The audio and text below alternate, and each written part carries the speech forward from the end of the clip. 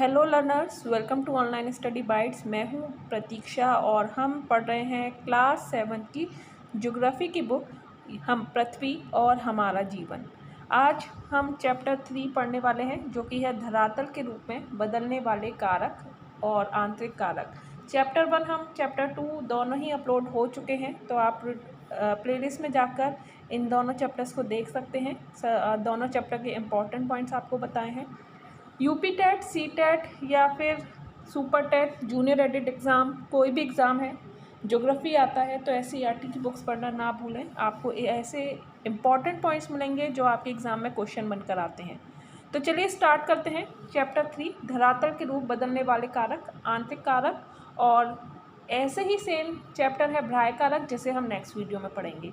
तो आज हमारा चैप्टर 3 है, तो वीडियो को लाइक ज़रूर कर दीजिए। नए हैं तो सब्सक्राइब करके बेल आइकन पर प्रेस करना बिल्कुल भी मत भूलना। कोई भी डाउट है तो कमेंट में ज़रूर लिखना। लर्नर्स, अगर आप सी टेट, यूपी टेट और सुपर टेट का एग्ज़ाम देने जा रहे हैं तो आप अपनी प्रिपरेशन को और अच्छे से कर सकते हैं। तो मैं अनअकैडमी पर लाइव पढ़ा रही हूँ, तो डेली लाइव क्लासेस जो कि टॉपिक वाइज होती हैं, हर टॉपिक को कवर करवाया जाता है थ्रू क्वेश्चन आंसर्स। तो आप इन लाइव क्लासेस को ज़रूर ज्वाइन करें। और आज की जो क्लास है वो है modern history most important MCQs, और दूसरी क्लास है पॉलिटी की, जिसमें 100% इम्पॉर्टेंट क्वेश्चन आपको देखने को मिलेंगे। तो आप इन दोनों क्लास का फ़ायदा ज़रूर उठाएं। चलिए, और आपको बता दूं कि लक्ष्य सीटेट 2021 का आपको कोर्स दिया जा रहा है अनअकैडमी का, और ये कंप्लीट बैच कोर्स है जो कि 5 मई से स्टार्ट हो रहा है। ये आपको अनअकैडमी प्लस पर मिलेगा। पेपर 1, पेपर 2 दोनों पेपर की तैयारी आपको एक साथ करवाई जा रही है, तो इस कोर्स को आप ज़रूर ज्वाइन करें। साथ ही यूपी टेट जो कि 25 जुलाई को होने जा रहा है, उसकी तैयारी भी आप कंप्लीट कर सकते हैं। अभी से तैयारी कर दीजिए स्टार्ट एस यूपी टेट 2021 के बैच कोर्स के साथ, जहां पर पेपर 1 और पेपर 2 दोनों पेपर की तैयारी आपको करवाई जाएगी। और ये कोर्स 12 मई 2021 से स्टार्ट होगा। तो आप इन दोनों कोर्स को ज्वाइन कर सकते हैं, और हर एक कोर्स की फ़ीस अलग अलग नहीं है, क्योंकि यहाँ पर मिल रहा है ऑल बैचेस 1 सब्सक्रिप्शन। आपको सिर्फ एक बार सब्सक्राइब करना है और टेट के सभी कोर्स आप देख सकते हैं, उनके नोट्स आप देख सकते हैं। और डिस्काउंट पाने के लिए आपको लिखना है प्रतीक्षा टेट, जिससे कि 10% का डिस्काउंट आपको मिल जाए। और कोई भी लाइव क्लास टेस्ट फ्री अगर है तो उसको अनलॉक कर सकते हैं इसी कोड के माध्यम से। यहाँ आप देख सकते हैं 6 मंथ, 12 मंथ और 24 मंथ का जो प्राइस है वो आप देख सकते हैं कितना कम है, और इसमें 10% का डिस्काउंट आपको और मिलने वाला है। तो आप अनअकैडमी ज़रूर ज्वाइन करें और जितने भी बैच कोर्स हैं उनका फ़ायदा उठाएं। चैप्टर 3 धरातल के रूप बदलने वाले कारक, आंतरिक कारक पर पहुंच चुके हैं। तो इसके मुख्य पॉइंट्स पर हम आगे बढ़ेंगे कि क्या होते हैं। तो आपने देखा होगा स्थल मंडल जो है वो अनेक रणखंडों में हमारा विभाजित है। स्थल मंडल जो लैंड फॉर्म होती है, इन्हें स्थल मंडलीय प्लेट कहते हैं। प्रत्येक प्लेट में महाद्वीपीय या महासागरीय अथवा दोनों प्रकार की भूपर्पटी शामिल होती है। ये प्लेटें दुर्बलता मंडल पर बहुत ही धीमी गति से तैर रही हैं। इनकी वार्षिक गति केवल कुछ मिमी होती है। प्लेट की इस गति को विवर्तनिक संचलन, टेक्टोनिक मूवमेंट कहते हैं, और इस गति के कारण ही पृथ्वी की सतह पर परिवर्तन होते रहते हैं। क्या है भूपर्पटी? भूपर्पटी और मेंटल का ऊपरी भाग मिलकर स्थल मंडल कहलाया जाता है। इसकी मोटाई 10 से 200 किलोमीटर के बीच की होती है। तो भूपर्पटी जो और मेंटल के बारे में हमने चैप्टर 2 में पढ़ा था। तो इस दोनों को मिलाकर क्या बनता है? हमारा लिथोस्फीयर यानी कि स्थल मंडल बनता है। जब दो प्लेटें एक दूसरे से दूर जाती हैं तो धरातल पर चौड़ी दरारें बन जाती हैं, और इसके कारण भ्रंश घाटियाँ और भ्रंश पर्वतों का निर्माण होता है। जब यह गति समुद्र के नीचे होती है तो तलहटी पर लावा के जमाव से मध्य महासागरीय कटकों का निर्माण होता है, जैसे मध्य अटलांटिक कटक। इसी प्रकार जब दो प्लेटें एक दूसरे के करीब आती हैं तो मोड़दार पर्वतों का निर्माण होता है। तो हमारा हिमालय भी इसी प्रकार निर्मित है। तो हिमालय मोड़दार पर्वत है, फोल्डेड माउंटेन है। जब प्लेटों की यह गति समुद्र के नीचे होती है तो महासागरीय गर्त का निर्माण होता है, और प्रशांत महासागर में मैरियाना गर्त, मैरियाना ट्रेंच इसी प्रकार का बना है। अधिकतर भूकंप तथा ज्वालामुखी विस्फोट की घटनाएं इन्हीं स्थानों पर घटित हैं। तो क्वेश्चन कैसे आता है कि सर्वाधिक ज्वालामुखी विस्फोट की घटनाएं कौन से महासागर के अंतर्गत होती हैं? तो आपका सही आंसर क्या होगा? प्रशांत महासागर। प्रशांत महासागर में सबसे ज़्यादा भूकंप आते हैं, सबसे ज़्यादा ज्वालामुखी विस्फोट होते हैं, वहाँ पर अधिकतर जागृत ज्वालामुखी पाए जाते हैं, इसीलिए इसको द रिंग ऑफ फायर भी बोला जाता है। रिंग ऑफ फायर किस जगह को कहा जाता है? तो प्रशांत महासागर वाले एरिया को। ये क्वेश्चन भी पूछा गया है क्योंकि सबसे ज़्यादा ज्वालामुखी विस्फोटक घटनाएं आपको देखने को मिलेंगी। धरातल पर परिवर्तन लाने वाले बलों को हम उनकी प्रकृति के आधार पर दो भागों में इन्होंने बांटा है, आंतरिक बल और बाह्य बल। तो आंतरिक बल क्या होता है? Endogenic force. आंतरिक बल भी दो भागों में विभक्त किया गया है, दीर्घकालिक और आकस्मिक। ऐसा बल जो पृथ्वी के आंतरिक भाग में उत्पन्न होते हैं, इसीलिए इसको आंतरिक बल कहा गया है। दीर्घकालिक बल में वलन और घर्षण आते हैं और आकस्मिक बल में ज्वालामुखी भूकंप। दीर्घकालिक, जैसा कि इनके नाम से पता चला, इनकी जो गति होती है वो कैसी होती है? धीरे धीरे होती है, तो इनका जो बल के द्वारा परिवर्तन होता है वो धीरे होगा। मनुष्य को इसका आभास भी नहीं हो पाता है। जो पर्वत उठ गए हैं, पर्वत बढ़ गए हैं, बन गए हैं, आपको आभास भी नहीं है कि वो कितनी ऊंचाई पर जा रहे हैं या कितनी नीचाई पर जा रहे हैं, क्योंकि ये जो परिवर्तन हो रहा है बहुत धीरे धीरे हो रहा है। आपको कई सालों बाद पता चलेगा कि ऐसा भी कुछ हुआ है। ठीक है, इसका प्रभाव हजारों वर्षों बाद दिखाई देता है। जैसे महाद्वीप बने, पर्वत बने, पहले महाद्वीप नहीं थे जो आज आप देखते हो ना, 7 महाद्वीप और 5 महासागर, तो इस तरह का नहीं था, सब जुड़ा हुआ था, सब चीज़ें जुड़ी हुई थी, पास पास में थी। लेकिन धीरे धीरे ये चीज़ें, जो 7 महाद्वीप जो हैं वो अलग अलग बट गए, 5 महासागर अलग अलग बट गए, और ये किसकी वजह से हुआ? ये पृथ्वी का जो प्लेट के खिसकाव के कारण हुआ है। और हो सकता है आगे सैकड़ों साल बाद, हज़ारों साल बाद ये महाद्वीप और बट जाएं। तो कुछ भी कहा नहीं जा सकता क्योंकि हमें इन चेंजेस के बारे में पता नहीं चल रहा है, ये हो रहे हैं। पर 20 करोड़ वर्ष पहले पृथ्वी पर एक महाद्वीप था जिसे पैंजिया कहते थे। सिर्फ एक ही महाद्वीप था, इसके चारों ओर पैथालसा नामक महासागर था। तो इस तरह का महाद्वीप था, सब महाद्वीप मिले हुए थे। पृथ्वी की प्लेट के खिसकाव के कारण नए नए महाद्वीप और महासागरों का निर्माण हुआ और पृथ्वी वर्तमान स्वरूप में आई। तो जो आप वर्तमान स्वरूप देख रहे हो, तो पहले हज़ारों वर्ष पहले इस तरह का स्वरूप नहीं था। पृथ्वी पर आज 7 महाद्वीप हैं, है ना, और भूमि और महासागरों के विस्तार और आकार में अभी तक बदलाव हो रहे हैं। तो कौन सा बदलाव हो रहा है इसके बारे में हम नहीं जानते, क्योंकि इनका पता हमें बहुत टाइम बाद पता चलेगा, इसलिए इनको दीर्घकालिक बल कहा जाता है। पृथ्वी के वर्तमान स्वरूप में आने के बाद भी प्लेटों की गति के कारण यह परिवर्तन लगातार जारी है। जैसे भारतीय प्लेट प्रतिवर्ष लगभग 5 सेंटीमीटर की दर से यूरेशिया प्लेट, यानी कि जो तिब्बत की प्लेट है, यूरेशिया प्लेट के नीचे जा रही है, जिसके कारण हिमालय पर्वत लगातार ऊंचा हो रहा है। जो हिमालय पर्वत है वो ऊंचा हो रहा है।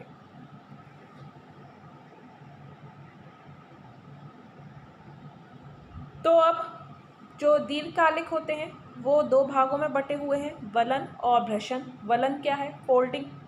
जब 2 प्लेटें आमने सामने गति करती हैं, तो ये देखिए, तब दबाव की क्रिया होती है और इससे धरातल पर मोड़ पड़ जाते हैं। तो यहाँ से प्लेट आ रही है, यहाँ से प्लेट आ रही है, यानी कि यहाँ से बल लग रहा है, यहाँ से। जब आप किसी 2 चीज़ पर 2 तरफ से बल लगाते हैं तो बीच की चीज़ क्या होती है? वो उठ जाती है, ऊपर की तरफ उठ जाती है। तो इसी प्रकार इसे धरातल पर मोड़ पड़ जाते हैं और वलित पर्वतों का निर्माण होता है। मोड़ के बीच में घटिया यानी कि घाटियाँ बनती हैं। हिमालय, आल्प्स, रॉकीज, एंडीज आदि कैसे पर्वत हैं? मोड़दार पर्वत हैं। तो क्वेश्चन में किस तरह से आएगा? इनमें से कौन मोड़दार पर्वत है या वलित पर्वत है? तो ऑप्शन में हिमालय, आल्प्स, रॉकीज, या कोई और ऑप्शन दिया होगा, या ये सभी। तो तो आपको पता होगा कि कौन से हैं मोड़दार पर्वत। हिमालय भी है, आल्प्स भी है, रॉकीज भी है और एंडीज भी है। तो ये आप कागज़ पर करके देख सकते हैं। कागज़ को आप दोनों तरफ से अगर सरकाएंगे तो बीच का जो पार्ट है वो ऊपर उठ के आ जाता है।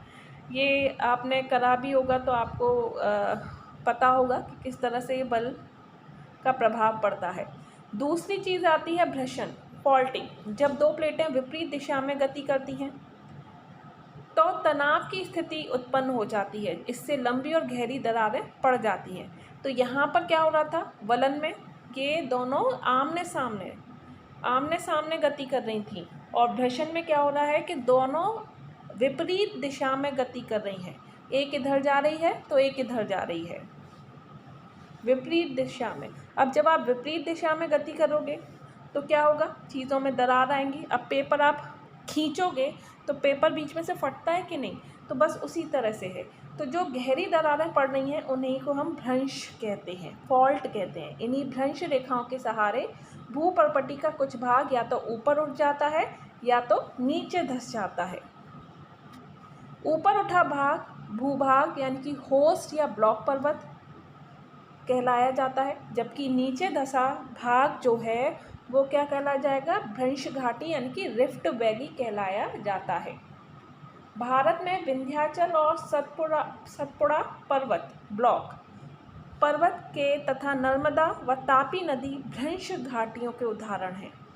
कौन कौन से पर्वत, विंध्याचल और सतपुड़ा ब्लॉक पर्वत के, और नर्मदा और तापी नदियाँ भ्रंश घाटी के उदाहरण हैं। तो जो ऊपर उठा भाग है, ध्यान रखिए, ये ब्लॉक बन गया।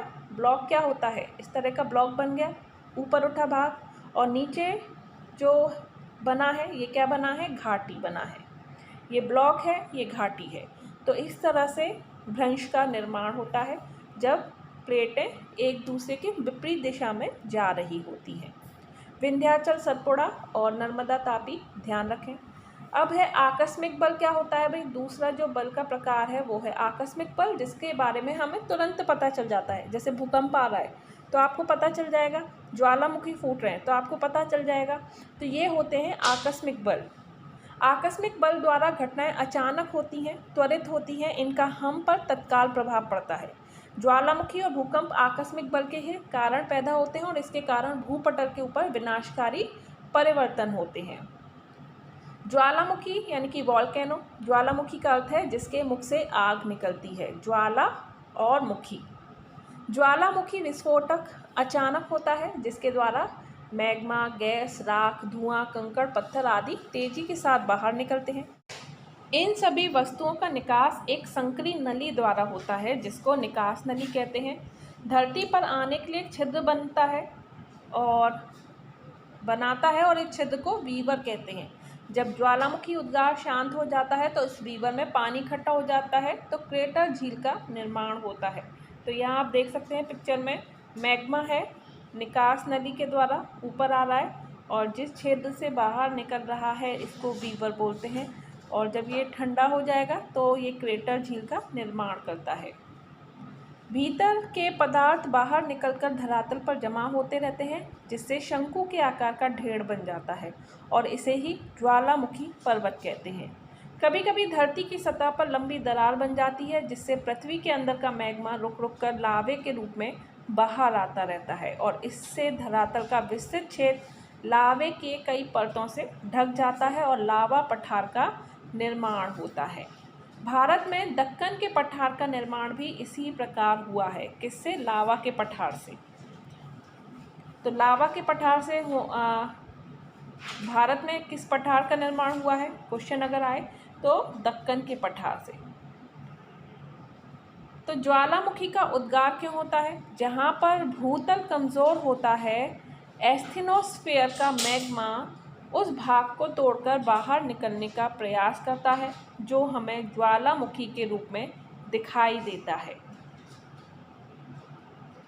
तो यहाँ पर एक एग्जाम्पल के तौर पे आपको समझाया गया है कि किस तरह से ज्वालामुखी का जो मैग्मा है वो ऊपर की तरफ आता है और ज्वालामुखी उद्गार के समय धरती के भीतर से मैग्मा, लावा, राख आदि निकलकर बाहर जमा हो जाते हैं और इसी से क्या होता है, ज्वालामुखी पर्वत या लावा पठार का निर्माण होता है। तो जब ये लावा उद्गार जो है ठंडा हो जाता है तो किस चीज़ का निर्माण करता है, क्रेटर झील का। जो पानी इकट्ठा हो जाता है वो क्रेटर झील का निर्माण करता है। तो यहाँ पर आपको करके भी दिखाया गया है, बच्चों को जब आप टीचर बन जाएं तो करके दिखा सकते हैं कि किस तरह से ज्वालामुखी का उद्गार होता है, बच्चों को समझा सकते हैं। तो यहाँ पर ज्वालामुखी कितने प्रकार के होते हैं ये बताया है, मोस्ट इम्पॉर्टेंट पॉइंट है, मोस्ट इम्पॉर्टेंट चैप्टर है। तो सक्रिय ज्वालामुखी, सबसे पहले हम बात करेंगे एक्टिव वॉल्केनो।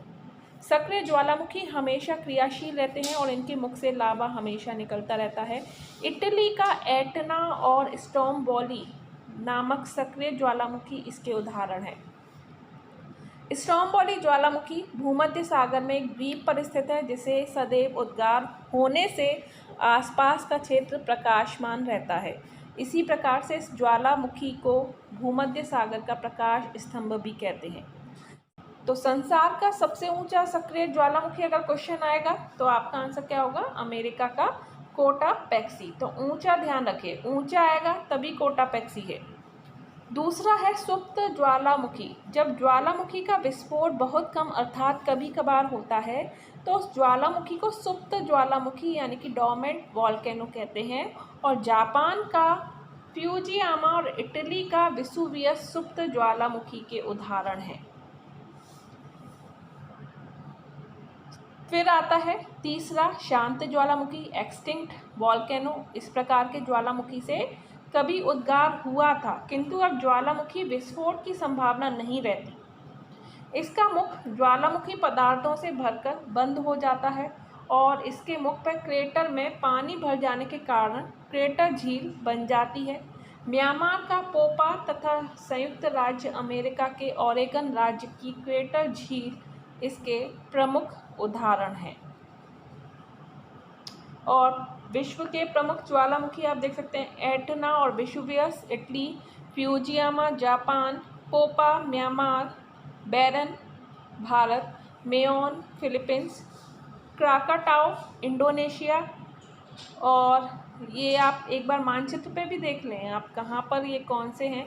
सुप्त ज्वालामुखी फ्यूजियामा ये आप देख सकते हैं, जापान में है ये। ज्वालामुखी के क्षेत्र परिप्रशांत महासागर की पेटी, मध्य महाद्वीपीय पेटी और मध्य अटलांटिक पेटी है।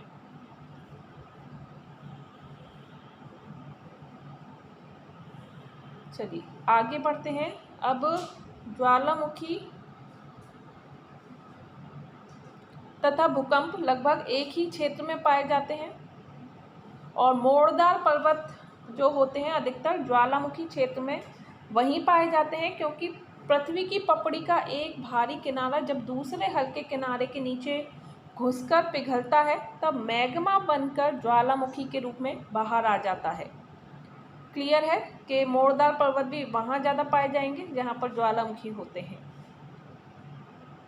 लावा से क्या होता है, लावा से हमारी जो काली मिट्टी है उसमें गन्ना और कपास की फसलों की अच्छी पैदावार होती है, तो लावा से बनी होती है काली मिट्टी।